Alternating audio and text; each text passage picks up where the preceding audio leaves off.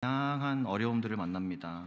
어떤 분들은 사람과의 관계 가운데에서 상처를 받기도 하고 또 지쳐가기도 하죠. 가정에서 배우자나 자녀와의 갈등이 있는 분도 계시고 또 직장에서의 동료와 또 어려운 상사 때문에 그 마찰로 힘들어하는 분들도 계십니다. 반면에 어떤 분들은 주변 환경 자체를 영적인 문제로 이렇게 받아들입니다. 특정 장소에 갔을 때 여기 기운이 안 좋다라고 느끼거나 어떤 일이 잘 안 풀릴 때마다 영적으로 공격을 받고 있다라고 생각을 합니다. 그래서 손을 펴서 기도하죠. 사탄아 물러갈지어다, 떠나갈지어다. 그렇게 선포하고 모든 문제를 영적 전쟁으로 해석하려는 그런 분들도 계십니다. 근데 오늘 성경은 우리에게 근본적인 질문을 던집니다. 과연 우리가 진짜 싸워야 할 대상이 누구인가? 우리는 누구와 싸우고 있는가? 이 물음을 우리에게 주는 것이죠. 에베소서 6장 12절 말씀 이렇게 선언합니다. 우리의 씨름은 혈과 육을 상대하는 것이 아니요 통치자들과 권세들과 어둠의 세상 주관자들과 하늘에 있는 악한 영들을 상대함이라 그렇게 말씀합니다. 그러니까 우리가 겪는 그 진짜 갈등은 눈에 보이는 사람과 또 환경과의 싸움이 아니다라는 것이죠. 그 배후에서 벌어지는 보이지 않는 영적 전쟁이다 그렇게 말씀하시는 것입니다. 그런데 만약 우리가 싸워야 할 진짜 상대를 잘못 알고 있다면요, 관계만 망가지고 또 우리만 지쳐서 쓰러지게 될 것이라는 것이죠. 그렇다면 우리가 정말로 맞서서 싸워야 할 대상은 진짜 적은 누구일까요? 그리고 우리는 어떻게 이 보이지 않는 싸움에서 승리할 수 있을까요? 더 나아가서 과연 우리는 이 싸움 자체를 어떻게 이해하고 어떻게 받아들여야 하는 것일까요?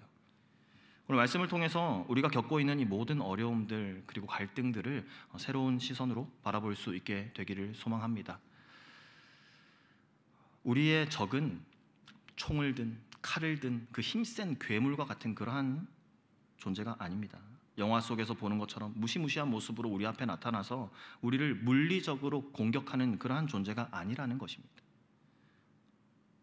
사실 우리의 적은요, 매우 교묘하고 아주 고단수 심리전의 전문가입니다.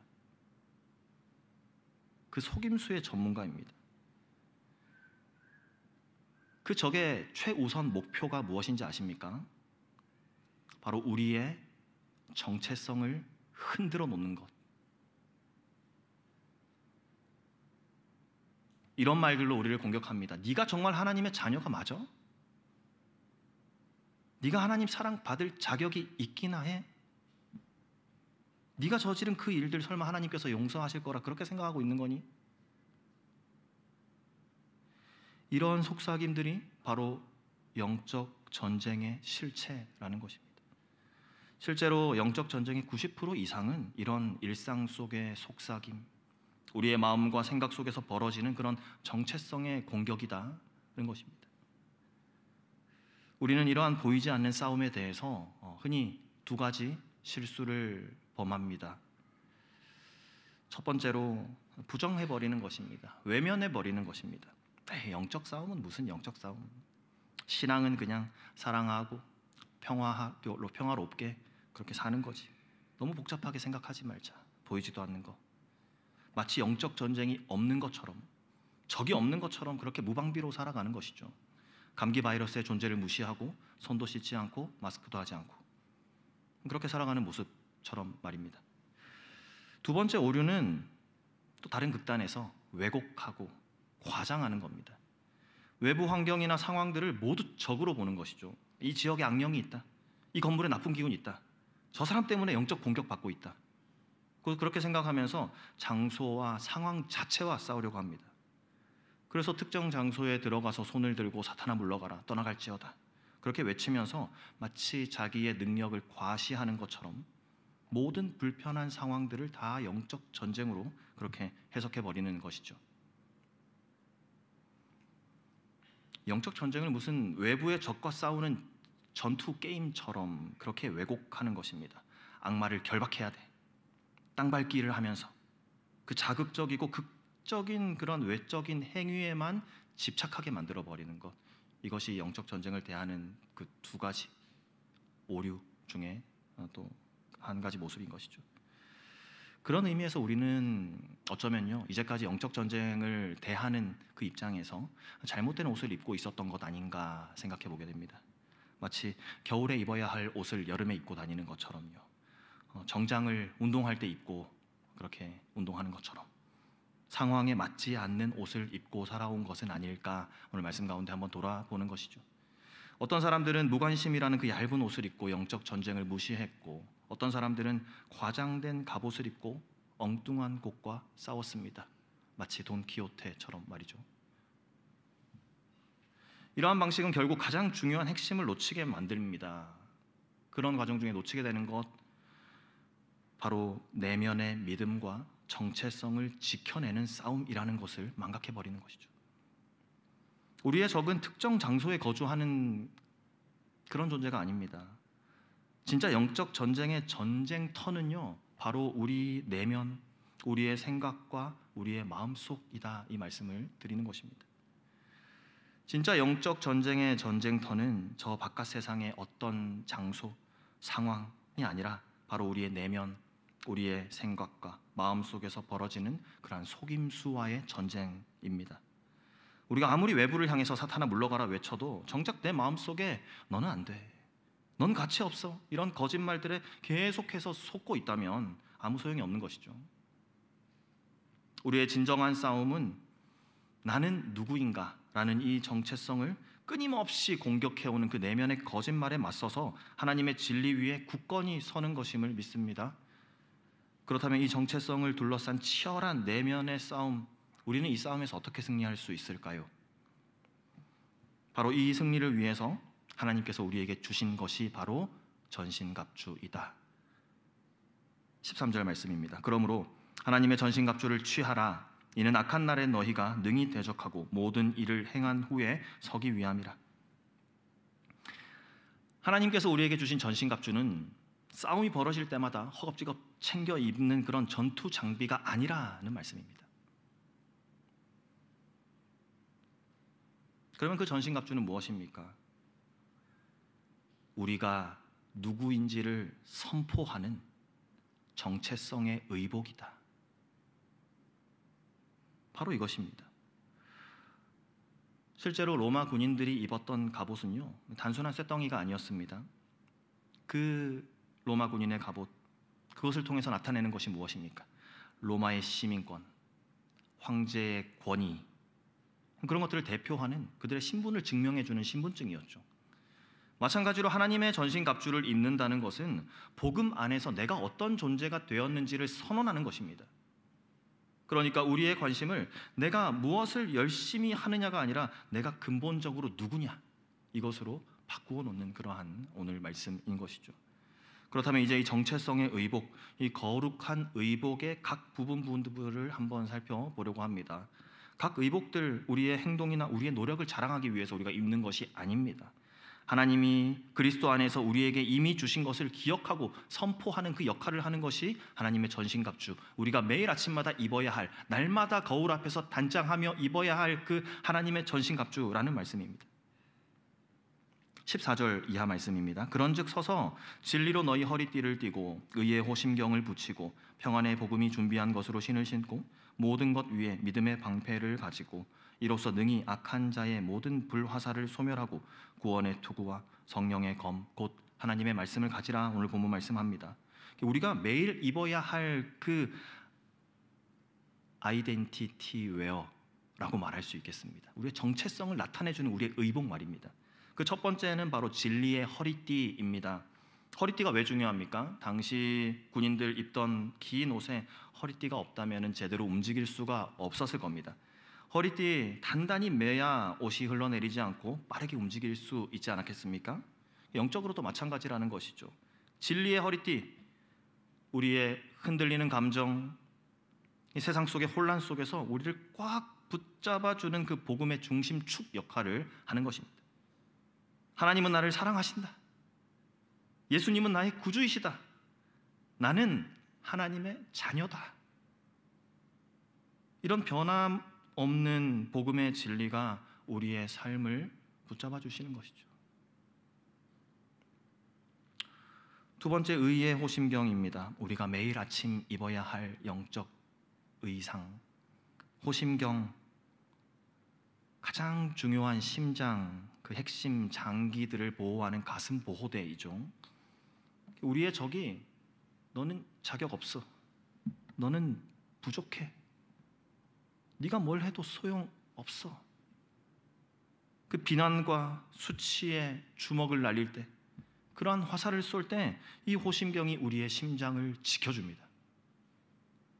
여기서 핵심은 이것이 내가 잘해서 얻은 그러한 의의가 아니라 그리스도께서 주신 선물로 받은 의의 호심경이라는 것입니다.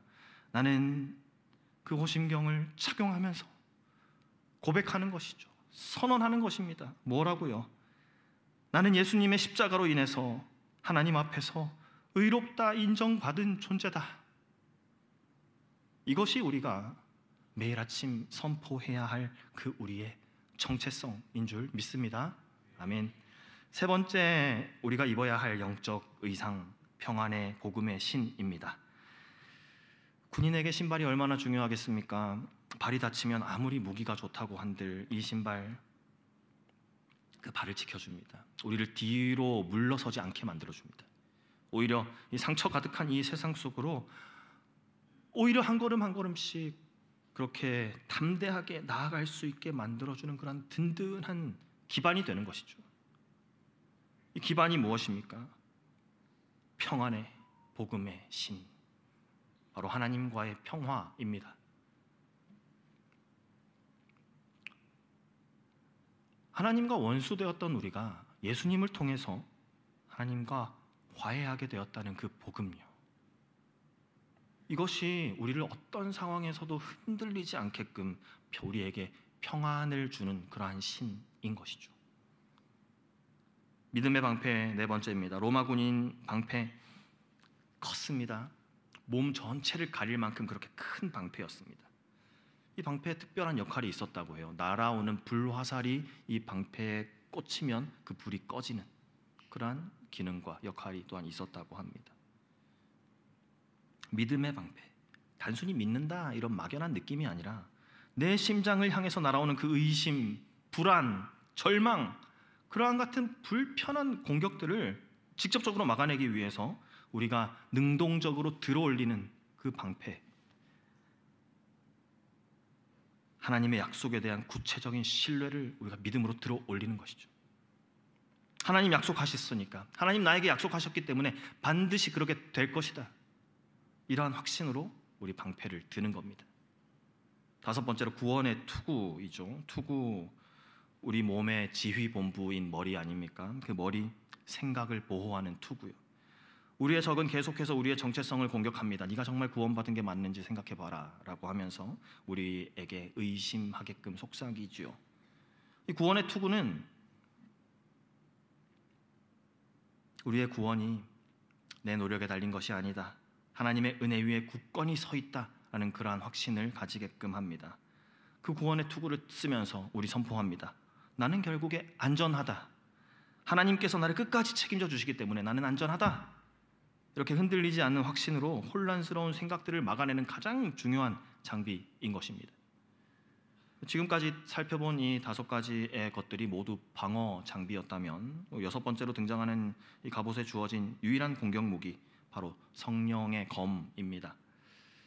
곧 살아있는 하나님의 말씀이 바로 성령의 검이다, 그렇게 말씀하고 계시죠. 이 검은 단순히 성경 구절들을 우리 머릿속에 넣는 그 정도가 아닙니다.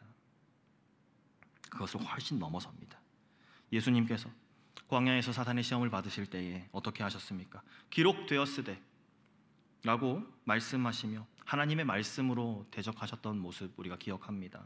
마찬가지로 우리 내면에서 너는 가치 없어 라고 거짓말이 들려올 때, 너는 가치 없어, 그 말이 우리에게 들려올 때에 기록되었으되, 하나님이 세상을 이처럼 사랑하사 외치며 그 거짓말을 정확하게 베어버리는 그러한 적극적인 무기인 것이죠.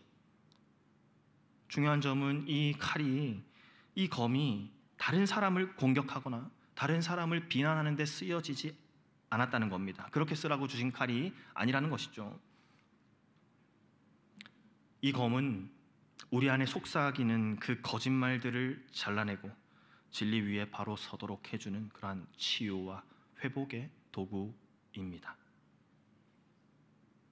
이 모든 갑옷들이 결국에는 우리 주 예수님을 가리킵니다. 그분이 진리이시며 그분이 우리의 의가 되시고 우리의 믿을 만한 분이시며 살아계신 말씀이십니다. 그러므로 우리가 이 영적 전신 갑주, 이 의복, 이 갑옷을 입는다는 것은 다른 말로 하면 우리가 그리스도를 입는다라는 그러한 뜻이 되는 것이죠. 아무리 좋은 옷이라도 제대로 입는 방법을 알아야 합니다. 기도는 이 영적 의복을 바르게 유지하고 입는 방법이다. 기도로 우리가 이 옷을 입습니다. 기도는 또 다른 무기가 아닙니다. 또 다른 공격, 방어 이런 용도로 우리에게 주신 것이 아니라 기도는요, 영적 이 갑옷 전체에 에너지를 공급하는 영적 공급원의 역할을 한다는 것이죠. 이 거룩한 의복에 생명력을 불어넣는 호흡이 바로 기도입니다. 마블 영화 아이언맨을 생각해 보시면은 그 심장에 들어있는 아크 원자로 같은 것이다, 그렇게 이해하실 수도 있겠습니다. 아무리 최첨단 기술의 그 수트라 할지라도 아크 원자로가 없이는 그 아이언맨이 입었던 그 무거운 옷이 그저 고철덩어리, 쇳덩어리에 불과하지 않겠습니까? 옷을 입었다고 해서 끝이 아닙니다. 옷을 관리하고 유지하는 방법 알아야 됩니다. 우리는 기도를 생각할 때 이 기도, 사단을 쫓아내는 그러한 영적 파워 게임으로 우리가 오해하지 말아야 됩니다. 진짜 기도는 오히려 그 반대라는 것이죠. 기도는요, 하나님 저 나약합니다. 하나님 저 힘 없습니다. 하나님 도와주세요. 그렇게 고백하면서 나의 약함을 인정하고 하나님께 전적으로 의지하는 그러한 행위, 그것이 바로 우리의 기도인 것이죠. 이것을 가장 명확하게 보여주는 예가 바로 사도 바울입니다. 19절 이하 말씀에 또 나를 위하여 구할 것은 내게 말씀을 주사 나로 입을 열어 복음의 비밀을 담대히 알리게 하옵소서 할 것이니 이 일을 위하여 내가 쇠사슬의 메인 사신이 된 것은 나로 이 일에 당연히 할 말을 담대히 하게 하려 하심이라. 사도 바울이 이렇게 고백합니다. 위대한 사도였던 바울도 자신을 위해서 기도해달라라고 다른 사람들에게 부탁했다는 것이죠. 바울이 기도 부탁할 때 나를 감옥에서 좀 꺼낼 수 있도록 그렇게 기도해 주세요, 나에게 더 큰 능력을 주시도록 그렇게 기도해 주세요라고 기도 요청하지 않았습니다. 그렇게 기도 부탁하지 않았습니다. 사도 바울이 요청했던 기도의 부탁은 무엇이었습니까? 내가 복음을 담대히 전할 수 있도록 그렇게 기도해 주세요, 그렇게 요청했습니다.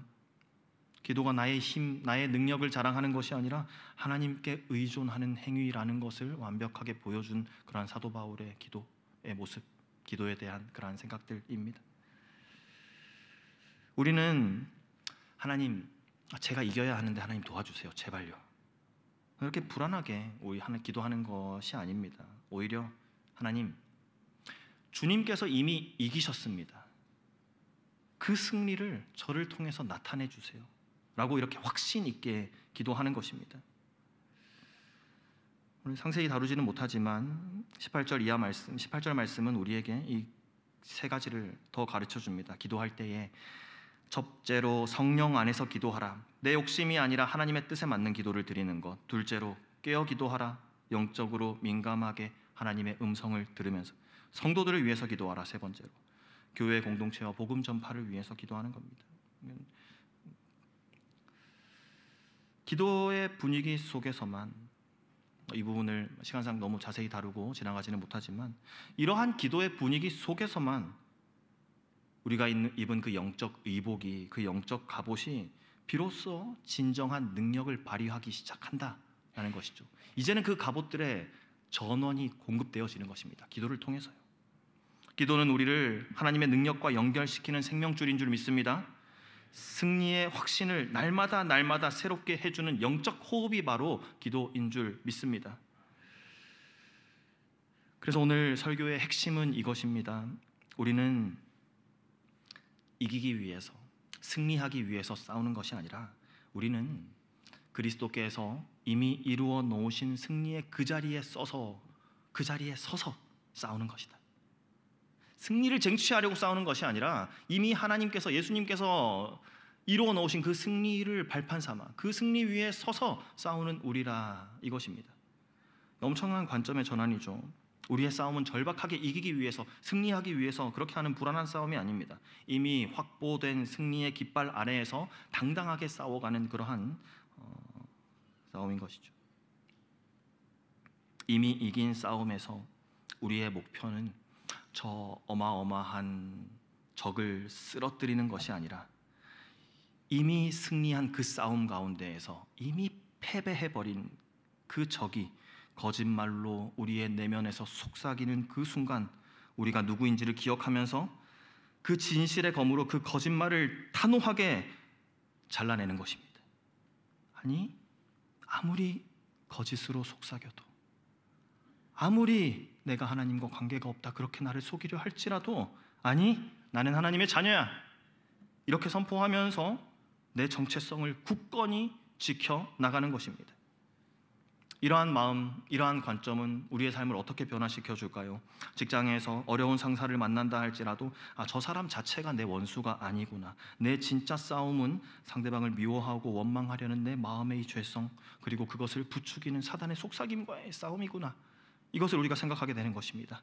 가정에서 갈등이 있다 할지라도 이 가족이 내 적이 아니구나, 서로를 용서하지 못하는, 서로를 사랑하지 못하는 내 죄된 본성과 그것을 부추기는 그 사단의 속임수와 싸우는 것이구나. 하나님의 말씀에 순종하여 먼저 회개하고 용서해야겠구나. 그렇게 관점이 바뀌어지게 되는 것이죠.